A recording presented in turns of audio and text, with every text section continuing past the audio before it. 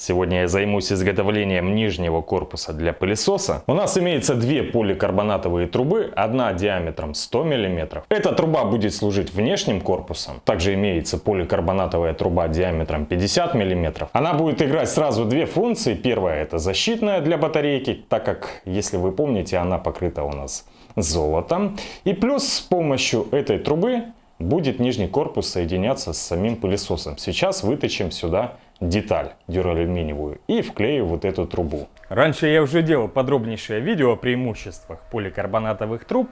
Вот подсказочка, также оставлю ссылку в описании под видео. Кто не видел, посмотрите, будет интересно. А сейчас немного токарочки.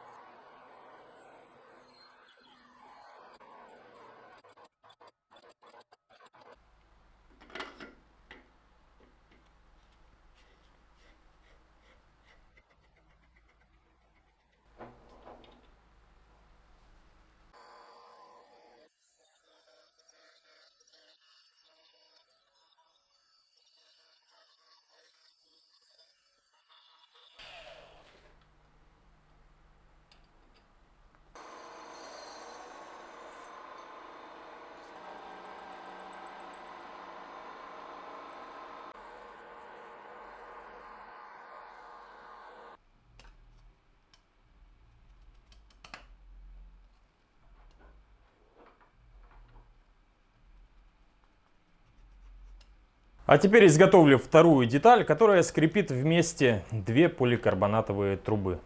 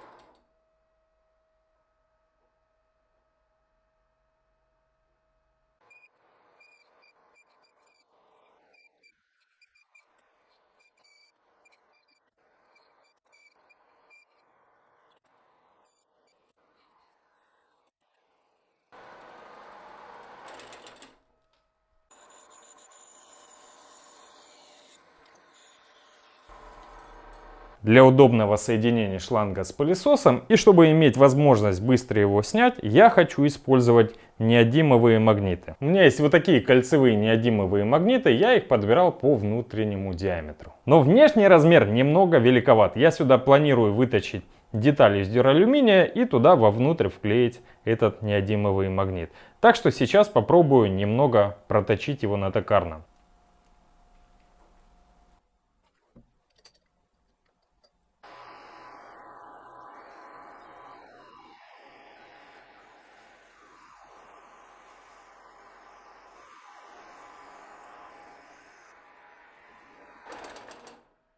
Работа с огоньком. Вроде получается. В принципе, неплохо получилось, и сейчас займусь изготовлением детали, в которую вклею этот магнит. Но сейчас нужно первым делом хорошенько почистить направляющие.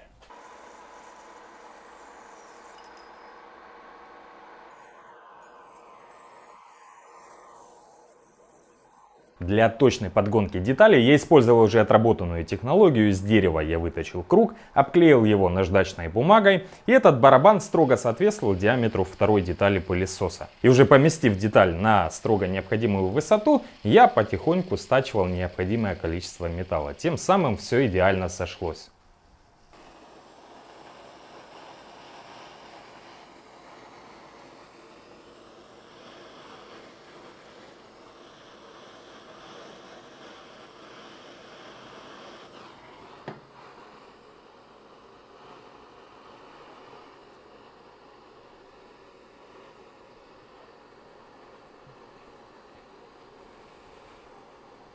Наконец-таки деталь готова. Получилась очень тонкая и легкая. Внутрь уже поместил магнит. Надеюсь, держать будет более-менее. Нагревал деталь я специально для того, чтобы можно было как можно лучше ее подогнать к корпусу. Ну, получилось очень хорошо. Ну все, можно в таком виде уже вклеивать на эпоксидную смолу. И остальные детали тоже. Интересно, какой вес получился? С магнитом выходит 13 грамм. Хорошенько обезжирил все детали, сейчас разведу эпоксидку и можно приступать к склеиванию.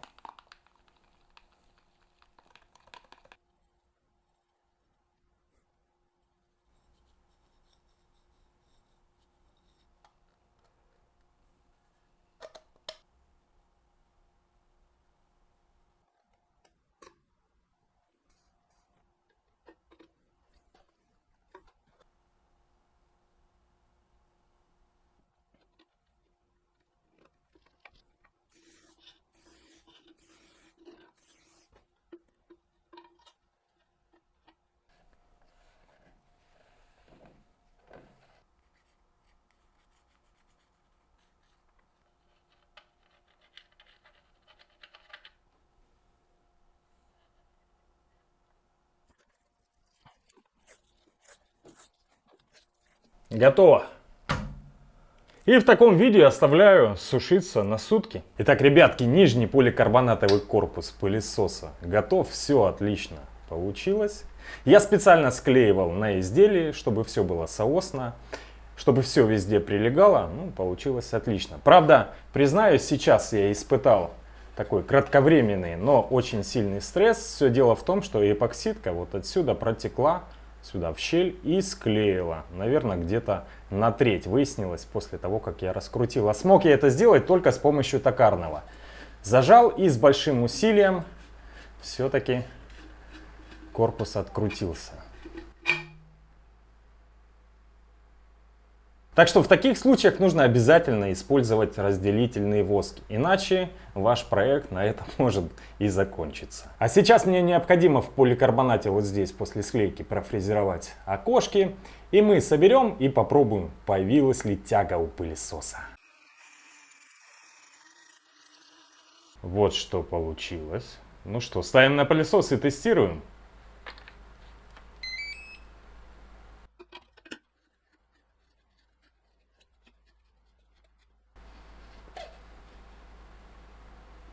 Итак, смотрим.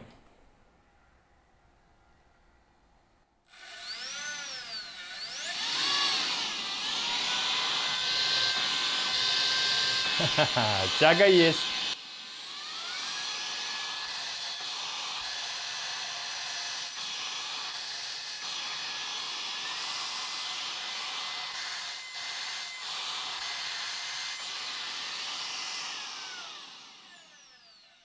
Круто! Все работает, ребят.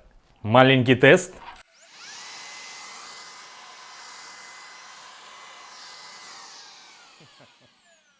Ребят, ну осталось совсем чуть-чуть. Буквально один шаг до окончания проекта. Точнее, я решил, пока я все не доделаю, осталось сделать фильтр, состыковку для шланга, еще кое-какие мелочи, я не выпущу следующее видео. То есть в следующий раз мы встречаемся, и я вам показываю готовый пылесос, и проект этот будет доделан.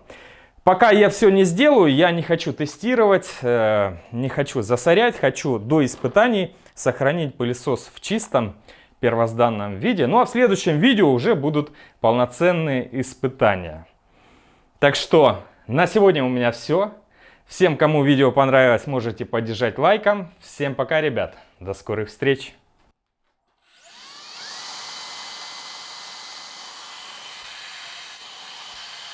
Yeah, boy.